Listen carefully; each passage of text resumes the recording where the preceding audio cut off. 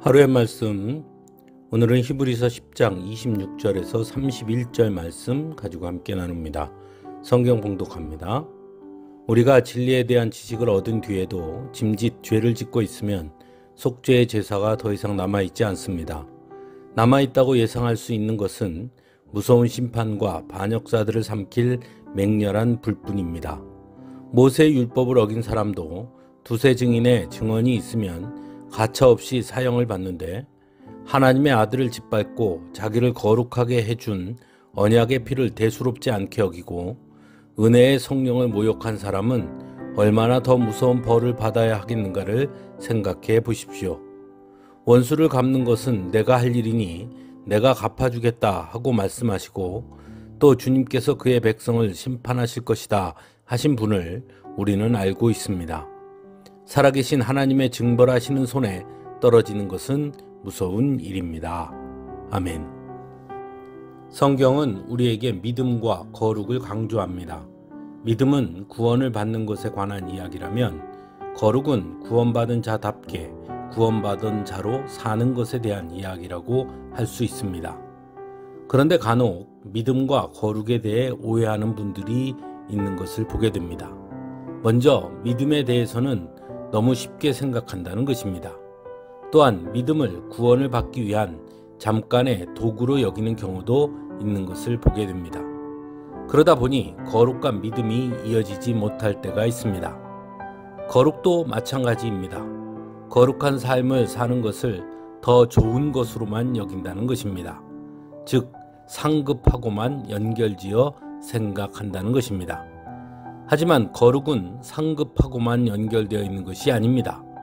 믿음으로 우리는 구원을 받습니다. 하지만 그의 믿음이 구원받을 만한 믿음인가는 바로 거룩한 삶으로 나타나야 한다는 것입니다. 그러므로 믿음과 거룩은 서로 연결되어 있는 것입니다. 그래서 믿음은 일시적인 것이 아니라 계속되어야 하는 것입니다.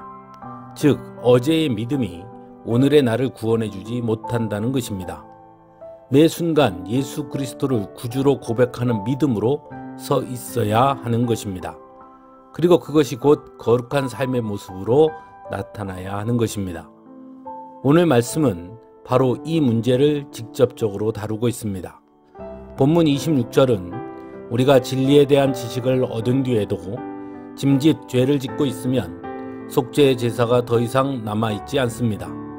29절에서는 하나님의 아들을 짓밟고 자기를 거룩하게 해준 언약의 피를 대수롭지 않게 여기고 은혜의 성령을 모욕한 사람은 얼마나 더 무서운 벌을 받아야 하겠는가를 생각해 보십시오 라고 전함으로써 믿음과 거룩한 삶이 연결되어 있음을 강하게 말씀하고 있습니다. 중요한 것은 얼마나 거룩이라는 것은 완료되는 것이 아니고 완성되는 것도 아니라는 것입니다. 날마다 거룩해져 가야 하는 것입니다. 즉, 진행형이라는 것입니다. 또한 우리는 결코 거룩을 완성할 수 없습니다. 거룩의 완성은 오직 예수 그리스도밖에 없기 때문입니다. 그러므로 성도는 언제나 믿음 안에서 더욱 거룩한 삶을 살아가는 자가 되어야 하는 것입니다. 한 주간의 찬양으로 함께 은혜 나누겠습니다.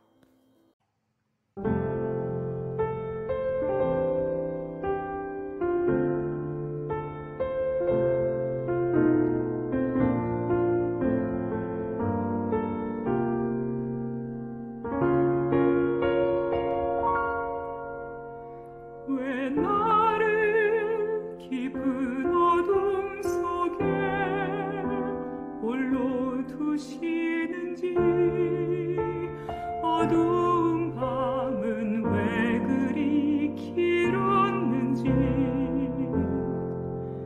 나를 고독하게, 나를 낮아지게, 세상 어디도 기댈 곳이 없게 하셨네.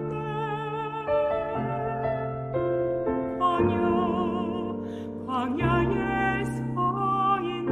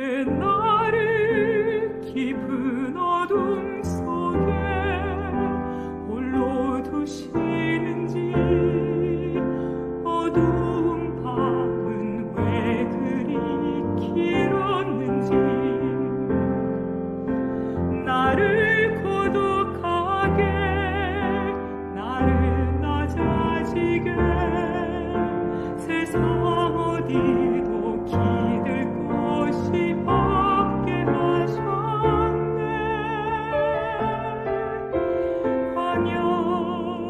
광야에 서 있네.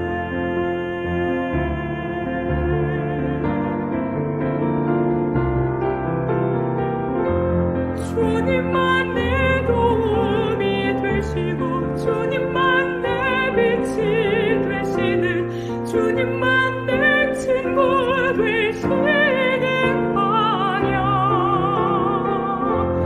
주님 손 놓고는 단 하루도 살 수 없는 광야.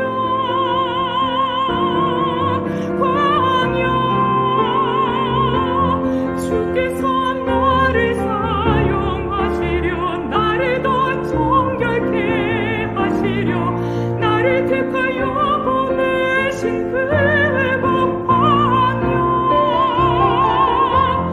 성령이 내 영을 다시 태어나게 하는 광야. 광야에 서